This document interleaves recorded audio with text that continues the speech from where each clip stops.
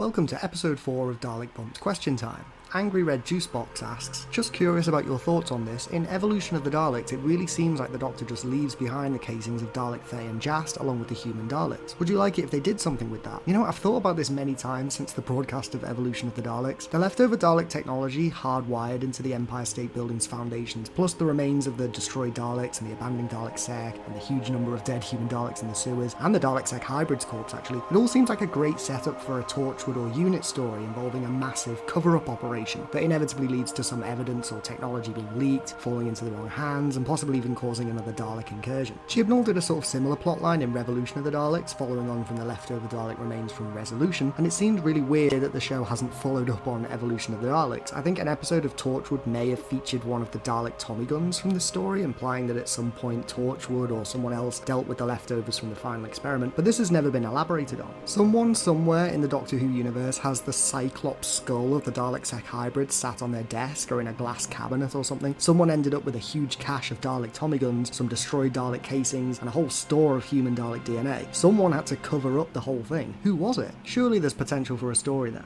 Mr. Valiard asks, if you had to make a new Dalek design for whatever purpose, what would it be? Whether it be a special role or a new standard design? To be honest, the purpose of a potential new Dalek design would, for me, entirely depend on the story itself. I know that sounds like a cop-out answer, but I think it's an important point for writing, and not just for Dalek stories either. Rather than creating a variant of Dalek for a specific purpose and then writing the story around it, write the story with Daleks in mind, and then, when the idea forms clearly and the outline of the story begins to appear, then decide if the circumstances of the story warrant a variant, and if it does, the variant should really create itself. Take the Dalek Executioners, for example. Chibnall had the idea for a time loop story in which a group of really angry Daleks get increasingly frustrated at their inability to kill the Doctor, so he created a new variant of Dalek equipped with a short temper, even by Dalek standards, and a huge overkill Gatling gunstick that allows them to vent their frustration. Big Finish's desire for a new Dalek leader that understood the Doctor's relationship with the Daleks in the way that the audience does led to the creation of the Time Controller, who can see outside linear time and acknowledge the Doctor's significance to future events. The desire to illustrate the tipping of the balance of power in the Dalek Civil War from Remembrance of the Daleks led to the inclusion of the Special Weapons Dalek, and most if not all Dalek variants from throughout their history are the result of these circumstantial formulations of ideas that serve the purposes of a particular story. Krishan Patel asks, are you going to make a Discord server? I would love to talk to people about Daleks. I do plan to make a Dalek Bumps Discord server. I'm currently working on a few projects at the moment, some of which aren't related to the channel, you know, work stuff, allotment stuff, doing stuff with friends, making the videos I've planned, sorting out my flat, etc. But once autumn comes, the Dalek Bumps Discord will become one of my top priorities. Cyberleader asks, do you ever think about making a channel that is based around the Cybermen just like your own channel? I have been asked this before, and although I've considered making side channels to talk about other aspects of Doctor Who like the Cybermen, chances are I'll just eventually start incorporating non-Dalek content onto the Dalek Bumps channel, though I still have plenty of Dalek lore and reviews to do before that becomes a factor, so who knows. Thanks for watching this episode of Dalek Bumps Question Time. If you have any questions related to Dalek lore, a specific question about a particular Dalek episode, or any other questions related to Daleks,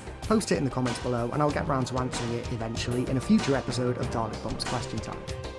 Don't forget to click below to subscribe to Dalek Bumps.